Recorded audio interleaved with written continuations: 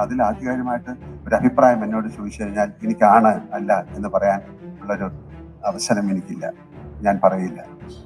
അപ്പൊ എനിക്ക് പറയാനുള്ള ദയവ് ചെയ്ത് നിങ്ങൾ ആലോചിക്കൂ, എത്രയോ പതിനായിരക്കണക്കിന് ജോലിക്കാരുള്ള ഒരു വലിയ സംഘടനയാണ് മലയാളം സിനിമ ഇൻഡസ്ട്രി. അത് മുന്നോട്ട് ചലിക്കണമെങ്കിൽ, അല്ലെങ്കിൽ ഇത് വളരെ നിശ്ചലമായി പോകും. മോഹൻലാൽ എവിടെയായിരുന്നു, ഒളിച്ചോടിപ്പോയി എന്നൊക്കെ പറഞ്ഞു. ഞാൻ ഒരിടത്തേക്ക് ഒളിച്ചോടിപ്പോയിട്ടില്ല.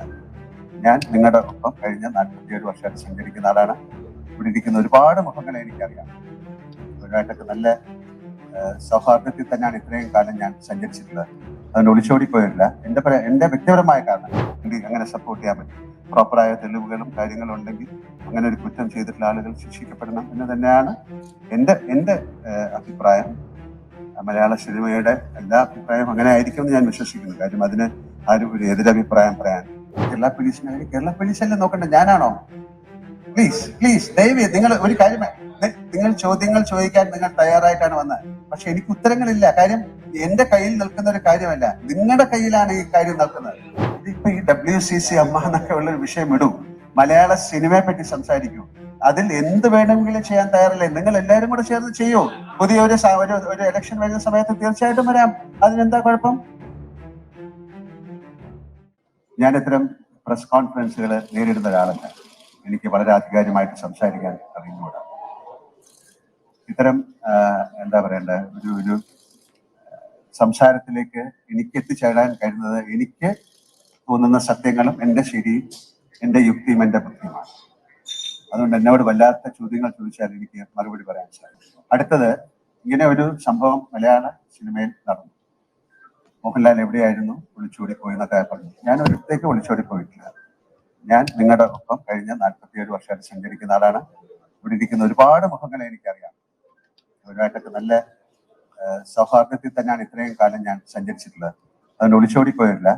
എന്റെ വ്യക്തിപരമായ കാരണങ്ങൾ, ഞാൻ കഴിഞ്ഞ കുറേ നാളുകളായിട്ട് കേരളത്തിൽ ഇല്ലായിരുന്നു. ഞാൻ ഗുജറാത്തിലായിരുന്നു, പിന്നെ ബോംബെയിലായിരുന്നു, മദ്രാസിലായിരുന്നു.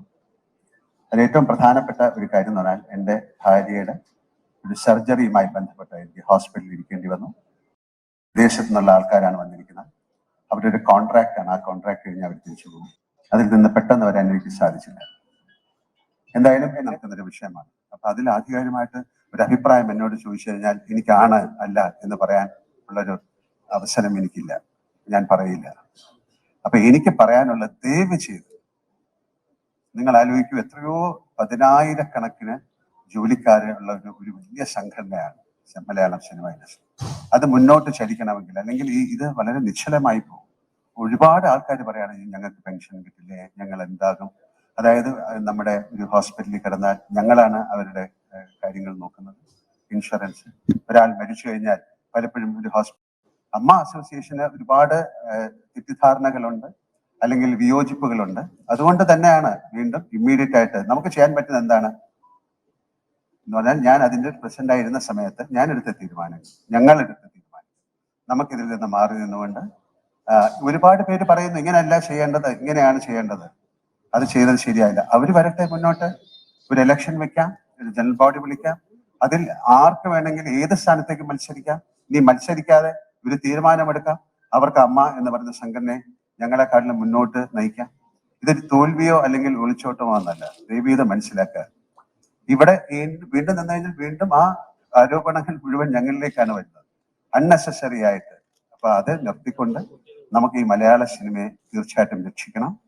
എന്താണ് അതിലോട്ടുള്ള കാരണം? ഹിമ കമ്മിറ്റി റിപ്പോർട്ടിൽ ഒരുപാട് പോസിബിലിറ്റീസ് ആണ് അവർ പറയുന്നത്. മറ്റു ഭാഷകളിൽ നിന്നെല്ലാം ഇത്തരത്തിലുള്ള കാര്യങ്ങൾ വേണമെന്നുള്ള നിർദ്ദേശം വന്നിട്ടുണ്ട്. അത് സംസ്ഥാന സർക്കാർ എടുത്ത നല്ല തീരുമാനമായിട്ടാണ് ഞാൻ കാണുന്നത്, ഹിമ കമ്മിറ്റി റിപ്പോർട്ട്. അപ്പൊ അത് വരട്ടെ, അതിലെന്താണ് പറഞ്ഞിരിക്കുന്നത്. അതില് ഇത്തരം കാര്യങ്ങളെക്കാളും കൂടുതൽ എങ്ങനെയാണ് നമുക്ക് ഒരു നല്ല ഒരു ഇൻഡസ്ട്രി ആയിട്ട് ഇത് മുന്നോട്ട് പോകാൻ സാധിക്കും എന്നുള്ളതാണ് കൂടുതൽ പറഞ്ഞിരിക്കുന്നത്. നമുക്ക് എല്ലാവർക്കും ചേർന്ന്, മീഡിയ ഉൾപ്പെടെ, നിങ്ങൾ വളരെയധികം സഹായം ഞങ്ങൾക്ക് ചെയ്തിട്ടുണ്ട്. കാരണം അമ്മയ്ക്ക് ഏറ്റവും കൂടുതൽ നല്ല ഷോകൾ തന്നിരിക്കുന്ന മീഡിയയാണ്. ഞങ്ങൾ ഇപ്പോൾ പോലും മനോരമ അവരുമായിട്ടൊരു അസോസിയേഷനിൽ ചേർന്ന് ഞങ്ങളൊരു ഷോ ചെയ്തിട്ട് അതിൽ നിന്ന് കിട്ടുന്ന ആ ബെനിഫിറ്റ് ഞങ്ങൾ വയനാടിന് കൊടുക്കാൻ തീരുമാനിച്ചിട്ടുണ്ട്. അതുപോലെ കാർഗിൽ ഷോയ്ക്ക് സമയത്ത് ഞങ്ങൾ ചെയ്തിരുന്നു, പ്രളയത്തിന്റെ കാര്യത്തിൽ ചെയ്തിരുന്നു. അല്ലാതെ ഒരുപാട് ചാരിറ്റി പ്രവർത്തനങ്ങൾ ഞങ്ങൾ ചെയ്യുന്നുണ്ട്. പലർക്കും അറിഞ്ഞുകൂടാത്ത പല കാര്യങ്ങൾ ഞങ്ങൾ ചെയ്യുന്നു. അപ്പൊ ഇതൊരു വലിയ ഇൻഡസ്ട്രിയാണ്, വളരെ കഷ്ടപ്പെട്ട് പടുത്തുയർത്ത ഇൻഡസ്ട്രിയാണ്. അങ്ങനെ ആൾക്കാർക്ക് എന്തെങ്കിലും ഒരു ബുദ്ധിമുട്ടുണ്ടെങ്കിൽ നിങ്ങൾ അവരെ പോലീസിനോ അല്ലെങ്കിൽ അതിനെ അമ്മയെ അറിയിച്ചു എന്ന് പറയുന്നതുകൊണ്ട് മാത്രമല്ലല്ലോ, അമ്മയ്ക്ക് അതിലെ മെമ്പേഴ്സിന്റെ കാര്യങ്ങൾ എടുക്കാം. ചില കുറ്റങ്ങൾ ഉണ്ടായേക്കാം, അതൊരു അസോസിയേഷനായി ബന്ധപ്പെട്ട് കിടക്കുന്ന കാര്യമാണ്. അല്ലാതെ അപ്പൊ എല്ലാവർക്കും, അമ്മയിലുള്ള എല്ലാവർക്കും ഇതിനെതിരെ സംസാരിക്കാം. അമ്മയ്ക്ക് മാത്രമല്ല, സിനിമയിലുള്ള എല്ലാവർക്കും ഇതിനെക്കുറിച്ച് സംസാരിക്കാനുള്ള സമയമാണിപ്പോൾ. കാര്യം ഒരാൾ മാത്രം ക്രൂശിക്കപ്പെടുക അല്ലെങ്കിൽ ഒരു സംഘടന മാത്രം ക്രൂശിക്കപ്പെടുക എന്ന് പറയുന്നത് ശരിയല്ല. ഒരുപാട് സംഘടനകളുള്ള ഒരു വലിയ ബൃഹത്തായ ഒരു ഇൻഡസ്ട്രിയാണ് സിനിമ. നമുക്ക് മറ്റു ഭാഷകളിൽ നിന്നൊക്കെ നമ്മളെ വിളിച്ചു ചോദിക്കുന്നുണ്ട് ഞങ്ങൾ എന്താണ് ചെയ്യേണ്ടത്. അപ്പൊ നിങ്ങളെ ഒരു കമ്മിറ്റി അതുപോലെ തുടങ്ങാനാണ് പറഞ്ഞത്. ഒരുപാട് പേർക്കുള്ള പ്രോബ്ലം ഇവിടെ നിന്ന് തുടങ്ങട്ടെ, കേരളത്തിൽ നിന്ന് ഒരു വലിയ മൂവ്മെന്റ് ആയിട്ട് ഇത് മാറട്ടെ. ഇത് എല്ലാ മേഖലയിലും വരണം എന്നാണ് ഞാൻ ആഗ്രഹിക്കുന്നത്. അങ്ങനെ സപ്പോർട്ട് ചെയ്യാൻ പറ്റും.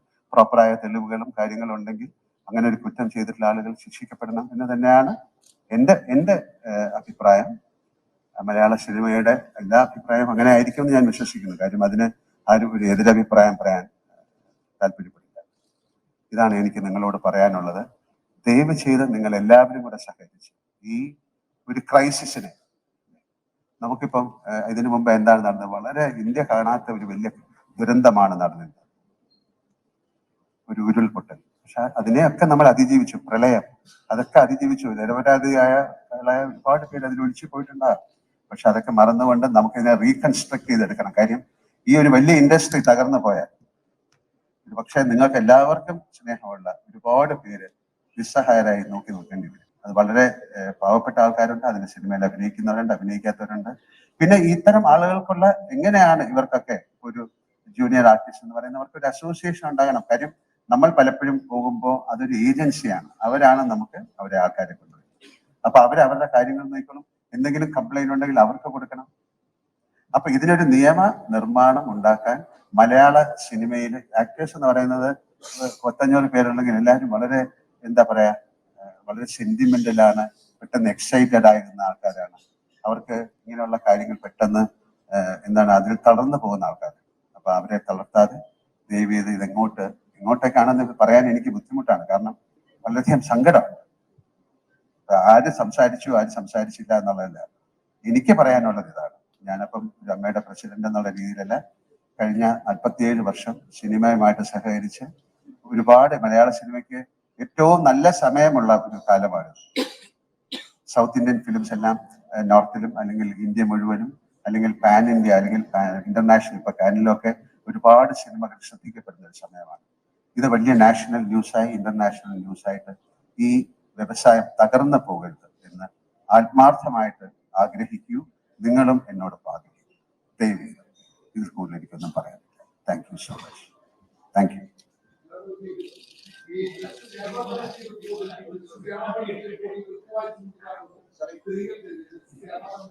ഞാൻ ഇതിൽ കൂടുതൽ എന്താണ് പറയാനുള്ളത്? ഞാൻ പറഞ്ഞതിൽ എന്റെ അഭിപ്രായം ദയവ് ചെയ്ത് മനസ്സിലാക്കുക. നിങ്ങൾ ചോദിക്കുന്ന ചോദ്യങ്ങൾക്ക് എനിക്ക് മറുപടി പറയാൻ സാധിക്കില്ല. കേരള പോലീസല്ലേ നോക്കണ്ടേ, ഞാനാണോ? പ്ലീസ് ദയവ് ചെയ്ത് നിങ്ങൾ ഒരു കാര്യം, നിങ്ങൾ ചോദ്യങ്ങൾ ചോദിക്കാൻ നിങ്ങൾ തയ്യാറായിട്ടാണ് വന്നത്. പക്ഷെ എനിക്ക് ഉത്തരങ്ങളില്ല. കാര്യം എന്റെ കയ്യിൽ നിൽക്കുന്ന ഒരു കാര്യമല്ല, നിങ്ങളുടെ കയ്യിലാണ് ഈ കാര്യം നിൽക്കുന്നത്. തീർച്ചയായും ഞാനാണോ പറയേണ്ടത്? തീർച്ചയായിട്ടും വേണ്ടേ. അതിനെന്താ സന്ദേശം? അതൊരു കോടതിയിൽ ഇരിക്കുന്ന കാര്യമല്ലേ. ഇവിടുത്തെ ഏറ്റവും വലിയ നിയമ നിർമ്മാണ ഒരു സംവിധാനത്തിൽ ഇരിക്കുന്ന കാര്യത്തെ കുറിച്ച് ഞാൻ എന്താണ് പറയേണ്ടത്? ഞാൻ വേണ്ടെന്ന് പറയോ? അങ്ങനെയല്ലേ വേണ്ടത്. ഞാൻ അതല്ലേ പറഞ്ഞത്. എന്താ ചോദിച്ചത്? അതിനെക്കുറിച്ച് ഞാൻ എന്താ പറയേണ്ടത്? അതിനൊരു വിധേയരായവരല്ലേ, എന്താണെന്നൊന്നും അറിയില്ല. ഇതിനു മുമ്പും ഇതിലും വലിയ കാര്യങ്ങൾ നടത്തിയിട്ട് ഇല്ല എന്ന് പറഞ്ഞ് തിരിച്ച് സിനിമയിലും ഒരുപാട് കാര്യങ്ങൾ വന്നവരുണ്ട്. സിനിമയിൽ മാത്രമല്ല, അതിലിപ്പോ നമ്മൾ പെട്ടെന്നൊരു തീരുമാനം എടുക്കാൻ ഞങ്ങൾക്ക് സാധിക്കുന്നില്ല. അത് ഒരു നിയമം എന്ന് പറയുന്നത് പോലീസിന്റെയോ അല്ലെങ്കിൽ കോടതിയുടെ കയ്യിൽ ഇരിക്കുന്ന ഒരു കാര്യത്തിൽ എനിക്കൊരു അഭിപ്രായം പറയാൻ പറ്റും. കാര്യം അത് സംഭവിച്ചു പോയി. അത് ഇനി സംഭവിക്കാതിരിക്കാനുള്ള കാര്യങ്ങൾ നമുക്ക് നോക്കാം. അത് സംഭവിപ്പിക്കാതിരിക്കാനുള്ള കാര്യങ്ങളിലേക്ക് നമുക്ക് നോക്കാം. അപ്പൊ ഞാൻ വീണ്ടും പറയുന്നത്, നിങ്ങളുടെയും കൂടെ ഉത്തരവാദിത്തമാണ്. നിങ്ങൾക്ക് എന്നെ അറിയില്ലേ, ഞങ്ങളെ അറിയില്ലേ? ഞങ്ങളെ കാണുമ്പോൾ ശരിക്കും ഞങ്ങളെ സംസാരിക്കുകയൊക്കെ ചെയ്യുന്ന ആൾക്കാരല്ലേ. ഒരു ദിവസം കൊണ്ട് ഞങ്ങൾ എന്താണ് നിങ്ങൾ കന്യന്മാരായി പോകുന്നത്? അത് ഞാൻ പറഞ്ഞ ഇത് തന്നെ നിങ്ങൾ ചോദിച്ചാൽ ഞാൻ എന്താ പറയണ്ടേ? എനിക്ക് അതിനെക്കുറിച്ച് അറിയില്ല. തീർച്ചയായിട്ടും അതല്ലേ പറഞ്ഞത്, അതിന് നിയമമുണ്ട്, തീർച്ചയായിട്ടും കൊണ്ടുവരണം. ഞാൻ വിചാരിച്ചാലാണോ നടക്കുന്നത്? അതിന് പോലീസുണ്ട്, ഒരു ഗവൺമെന്റ് മെഷീനറി ഉണ്ട്, കോടതിയുണ്ട്. അത് അവർ ചെയ്തുകൊണ്ടിരിക്കുന്ന ഒരു കാര്യമല്ലേ. അതിനെക്കുറിച്ച് ഞാൻ ഇതിൽ കൂടുതൽ എന്താണ് എല്ലാവരും കൂടെ പറഞ്ഞാൽ എനിക്ക് കേൾക്കാൻ പറ്റില്ല. അതെ, ഇതെന്തിനാ എന്നോട് ചോദിക്കുന്നത്? ഞാൻ പറഞ്ഞ മുഴുവൻ അതല്ലേ അവസരം. നിങ്ങളും കൂടെ ചേർന്ന് അതിനെ സഹായിക്കൂ. ഞാൻ എന്താ പറയണ്ടേ അദ്ദേഹത്തിനോട്?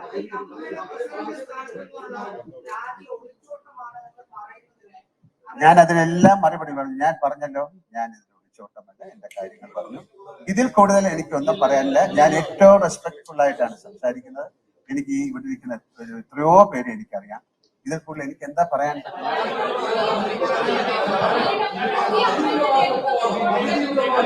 ഞാൻ ആർക്കാണ് മറുപടി പറയുന്നത്? തീർച്ചയായിട്ടും എന്താ സങ്കടം, എന്താ മനസ്സിലായി? തീർച്ചയായിട്ടും അങ്ങനെയല്ലേ വേണ്ടത്. നമുക്കൊരു സംഘടന അതിനല്ലേ ഉണ്ടാക്കിയത്, ഞങ്ങളുടെ ആൾക്കാരുടെ സംരക്ഷണത്തിന് വേണ്ടിയിട്ടല്ലേ ഉണ്ടാക്കിയത്. ഇത് ഒരു സുപ്രഭാതത്തിൽ 10, 20, 30 അങ്ങനെ വരുമ്പോൾ നമ്മൾ എന്താ ചെയ്യേണ്ടത്? അതെന്താണെന്ന് അറിഞ്ഞിട്ട് തീരുമാനം എടുക്കാം. ഞങ്ങളുടെ കൂടെ നിങ്ങളും നിൽക്കൂ, നിങ്ങളുടെ കൂടെ ഞങ്ങളും നിൽക്കാം. പിന്നെന്താ, തീർച്ചയായിട്ടും അങ്ങനെയല്ലേ വേണ്ടേ?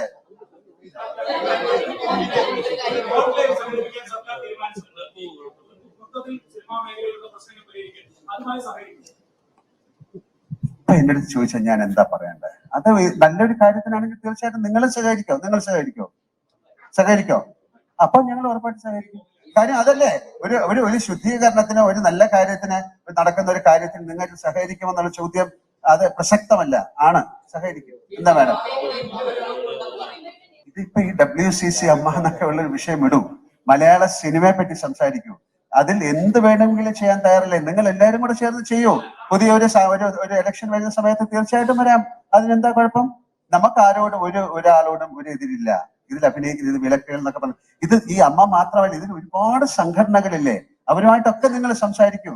അവരുടെ എല്ലാം റിപ്പോർട്ടുകൾ എടുക്കൂ. അവരുമായിട്ട് അവർക്ക് എന്താ പറയാനുള്ളതെന്ന് കേൾക്കൂ. അല്ല, അങ്ങനെ റിപ്പോർട്ടല്ല, നിങ്ങൾ കേട്ടിട്ടുണ്ടോ? അപ്പൊ അങ്ങനത്തെ കാര്യങ്ങൾ ഇത് എവിടെയാണ്? സിനിമയിലല്ലാതെ എത്രയോ സ്ഥലത്ത് നമ്മൾ കേൾക്കുന്നതാണ്. നമ്മൾ എന്താ ചെയ്യുന്നത്? നമുക്ക് മുഖമറിയാത്ത അല്ലെങ്കിൽ നമുക്ക് പരിചയമില്ലാത്ത ഏതൊക്കെയോ കാര്യങ്ങൾ പല സ്ഥലത്തുനിന്നും കേട്ടിട്ടുണ്ട്. അതിനൊക്കെ നമുക്ക് ഒരാള് അമ്മ എന്ന് പറയുന്ന സംഘടന ഇതിനെല്ലാം പ്രതികരിക്കണം എന്ന് പറഞ്ഞാൽ നമുക്കിത് അറിയാം. ഇതൊരു വലിയൊരു ഇൻഡസ്ട്രി അല്ലേ. ഇത് എന്താ നടന്നിരിക്കുന്നതെന്ന് അറിയില്ലല്ലോ. ഒരു മിനിറ്റ് ഞാനൊന്ന് പറഞ്ഞോട്ടെ. അപ്പൊ ഇപ്പൊ കൺസേൺ ഒരു 21 യൂണിയനുകളുണ്ട്. അതിൽ എന്തെങ്കിലും പ്രോബ്ലം ഉണ്ടെങ്കിൽ അവരല്ലേ അറിയിക്കണ്ടേ? ഇപ്പൊ അതിനില്ലാത്ത ഒരു അമ്മയെ വന്ന് അറിയിച്ചിട്ട് ഞങ്ങളൊരു അഭിപ്രായം പറഞ്ഞില്ലെന്ന് പറഞ്ഞാൽ എന്താ പ്രസക്തിയാണുള്ളത്?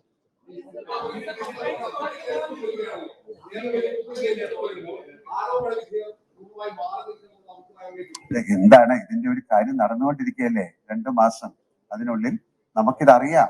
ഇത് അറിഞ്ഞിട്ട് എന്താന്ന് വെച്ചാൽ തീരുമാനിക്കാം. അപ്പൊ നിങ്ങൾ സഹകരിക്കൂ പ്ലീസ്. എനിക്ക് ബിബി ജോൺ സാറിന്റെ ഒരു അനുസ്മരണത്തിന് പോകാനുള്ളത്. അത് എന്റെ സുഹൃത്തെ, ഞാൻ അതിൽ ഇപ്പൊ പറഞ്ഞു. ശരി, വളരെ എനിക്ക് ബേബി ജോൺ സാർ ഒരു മിനിറ്റ് ബേബി ജോൺ സാറിന്റെ ഒരു അനുസ്മരണത്തിന് പോകേണ്ടതാണ്. നമുക്ക് ആ കമ്മിറ്റി റിപ്പോർട്ടിൽ ആരൊക്കെയാണെന്നൊക്കെ അറിയട്ടെ. എന്നാലല്ലാതെ എന്റെ അടുത്ത് ചോദിച്ചാൽ ഞാൻ പവർ ഗ്രൂപ്പില് പെട്ട ഒരാളല്ല, എനിക്ക് അതിനെ കുറിച്ച് അറിയില്ല. ഇങ്ങനെ അറിയുമോ എന്ന് ചോദിച്ചാൽ അങ്ങനെ ഒരു സംഭവം ഞാൻ ആദ്യമായിട്ടാണ് കേൾക്കുന്നത്. നമുക്ക് ആ റിപ്പോർട്ട് വരട്ടെ, നിങ്ങൾ വെയിറ്റ് ചെയ്യൂ. ഞാൻ എങ്ങനെയാണ് കാണുന്നത് ഈ റിപ്പോർട്ട്? എന്നെ വിളിച്ചതാണ്, ഞാൻ പോയി സംസാരിച്ചിട്ടുണ്ട്. അതെങ്ങനെ? അതൊരു പിന്നെ അങ്ങനെ ഗോപ്യമായി വെച്ചിരിക്കുന്ന കാര്യം.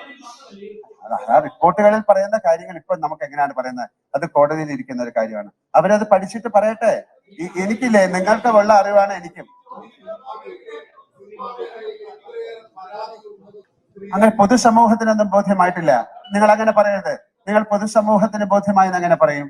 നിങ്ങൾ പൊതുസമൂഹത്തിന് ബോധ്യമാകരുത്. അതിനുള്ള ശ്രമങ്ങളാണ് നമ്മൾ ചെയ്യേണ്ടത്. ഞാൻ പറയുന്നു, ഒന്ന് ശ്രമിക്കുക. എന്നെ പറയാൻ സമ്മതിക്കുന്നില്ലല്ലോ. ശരി, താങ്ക് യു വെരി മച്ച്.